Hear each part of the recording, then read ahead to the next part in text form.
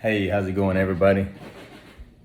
Man, I don't even know why I decided to do this right now at this moment. However, I just want to let everybody know that 15 days ago, I woke up in a state penitentiary, and I knew on that day my life would be different completely.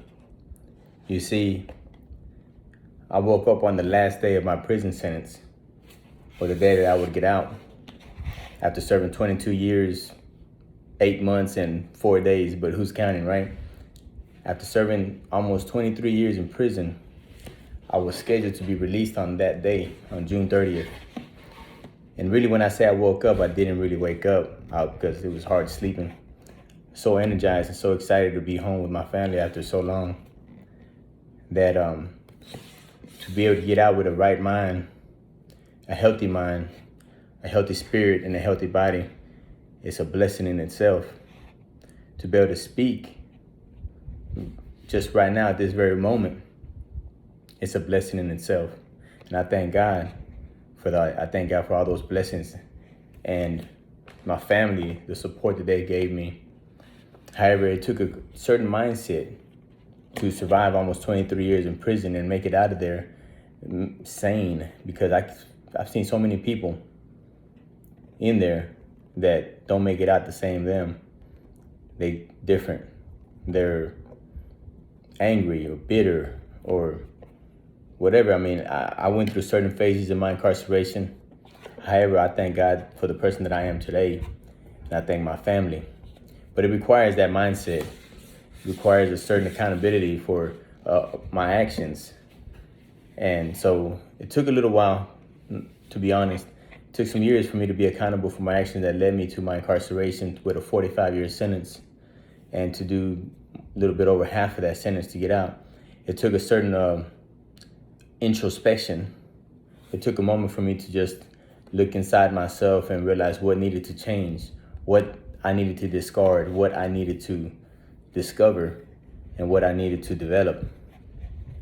So, however, once I got that desire to change, it was amazing. It was amazing. It was an amazing transformation. And I credit that transformation to just the strong examples that were given to me by my family members, my mom in particular, my wife, my brother, my entire family. We went through some things, as I'm sure many families have. However, we've always stuck together, and we managed to just persevere.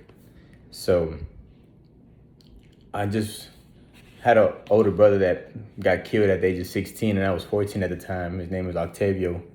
We call him TAVO for short, TAVO. So while in my incarceration, during that time, I'd ask myself, how have I maintained a positive outlook, a positive mentality? How have I maintained a certain level of optimism, a hope, in an environment that is so much just filled with chaos, negativity, pessimism? So I thought, man, this is amazing. I thank God that I've maintained that positivity. However, how? Why? Why did I do it when I've seen so many people not? But then I've seen a lot of people do, and then the people that are like-minded, we get together and we just try to, iron sharpens iron, right? So we try to build up on each other. And so at that very moment when I was thinking about it, it was amazing. It was actually during a lockdown, which we call, maybe y'all call shelter in place. In the free world, it's called shelter in place pandemic, right? But in the penitentiary, it's a lockdown for 30 days, or disciplinary for acting bad, or so they can just search the unit for looking for contraband, things that we're not supposed to have. However, it came to me at that very moment that my brother that got killed at the age of 16, and I was 14, and my little brother was 3 years old, his name's Peter. I've always focused on that, the hurt. At that moment, the course of my life changed, and the course of my family's life changed. And like I said, we call him TAVO for short. So that name has always been right here in the front of my face. This has always been right there. I'm looking at him. You can see him right now as I speak. Nevertheless, TAVO became a whole new different just gave me a different perspective. Just allowed me to see that I can cultivate that positive mindset using my brother's memory, using my brother's just his name in general, Tavo. So at that moment, it was amazing how it just all started coming down to me. I literally got up in my metal bunk and just started writing stuff down about Tavo. And I came up with your T with temperament. It was like, if I can help create a curriculum that talks about a person's temperament, elevating a person's temperament, which has to do with your thoughts, attitudes, and your behaviors, then I can help humanity in a sense. I can help spread that hope that tomorrow will be better, that belief in yourself, and that you can act better by thinking better, so you will have better results. So that came to me and I was like, wow, this is pretty cool. So I started writing that stuff down. Then I started writing down for accountability, because for me, I was not accountable for my actions for many years. I rejected accountability. I had that victim stance mentality where everybody was wrong and I was right. I was just a little kid. I was 19 years old when I committed my crime. I was a teenager. I'm 42 years old now, and fixing to be 43 in October. But I rejected that accountability for my actions for many years. But once I saw what I did and I recognized that it wasn't just that one action that led me to prison, it was the accumulation of actions, little small things that we do that we just dismiss as, oh, it's all right, it's just nothing, that build up to a bigger thing, just like a 45-year prison sentence. So that accountability requires a certain will to accept responsibility. So that in itself, it's like you go to war. I had to go to war with myself to will to accept responsibility for my actions. It led me to be accountable for my behavior. Therefore, I wrote this stuff down and I was thinking, okay, this is something maybe. And the V for Tavo, the would be for victories.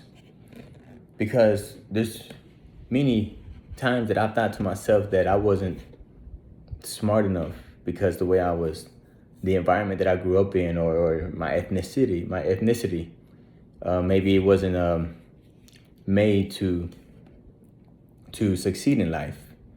Was my destiny always prison? But as I grew older and I went to college, as a matter of fact, in prison, I'll take this opportunity right now to tell you that I obtained 2 associate's degrees, a bachelor's in business administration and management from A&M University, Central Texas. And I recently, in May 3rd, right before my release, I completed a master's in humanities degrees from the University of Houston. And thank God for that, and my family for all the financial support and all the moral support that they gave me. Nevertheless, once I started going to college, I realized that, hey, I got this stuff. I'm not intellectually incapable of learning. I never thought I could until I tried. Then I believe I could. So my level of confidence increased, and my defeated mindset of that, you can't do this or you can't do that, became a victory mindset. And I believe that I could do anything that I put my mind to. However, it required some work, some commitment, and some dedication. So I did that.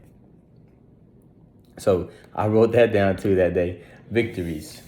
Having a victory mindset instead of a defeated mindset. So the next thing was the objectives. Because for many times when I was a kid, I didn't have no objective. What was my objective in life? What was I doing this? Why was I doing that? Or even when I was in prison, I didn't have no aim, no goal of where I was going.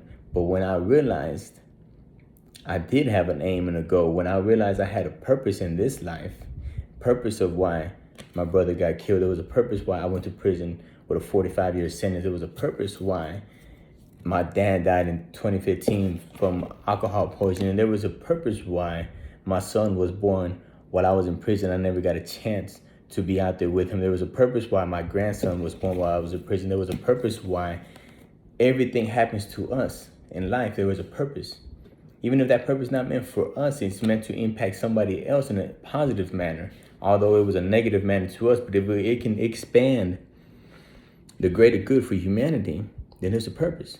So there's an objective. So once a person finds that objective in life and has that goal and that aim of where they're going, it's a lot easier to get there when you know where you're going, right? If you use that GPS that I've just newly discovered since I've been out 15 days, that GPS will lead you there. However, that GPS messes up sometimes. I was with my brother the other day and it messes up. It gets us lost. Had to call my wife and get directions to Starbucks. So you have to have a level of intelligence as well, right? You can't depend on a certain device. So you got to use your intellect, your reasoning, your thinking, your actions to lead you to that objective, to that goal of where you're going. But you have to know where you're going before you get there. So that's what it is. So I went and wrote all this stuff down while I was sitting in the state penitentiary on a metal bunk many years ago. And I was waiting. While I was waiting though, I was going to school, going to college, increasing my knowledge to be able to create a curriculum, to be able to start something when I get out, I can help others. I can help humanity to elevate their own TAVO, which would be elevate your temperament, your thoughts, attitudes, and behaviors, to elevate your accountability and to have the will to accept responsibility, to elevate your victories and remove that defeated mindset, and to elevate your objectives so you can know where you're going and your goals and your aims in life. And it starts off with little small goals, little medium goals and large goals. And once you maintain that core, then I can assure you, because I'm a testament of that TAVO method working. So with that, I just want you all to know that I really, really appreciate the opportunity that I have here to be out with my family and my loved ones, to finally get out and do something positive, to not just get out and kick my feet up and be happy that I'm out, because it doesn't stop now. There was a reason, again, there was a purpose why I went to prison for so long. There was a purpose why people were hurt for me coming to prison for so long.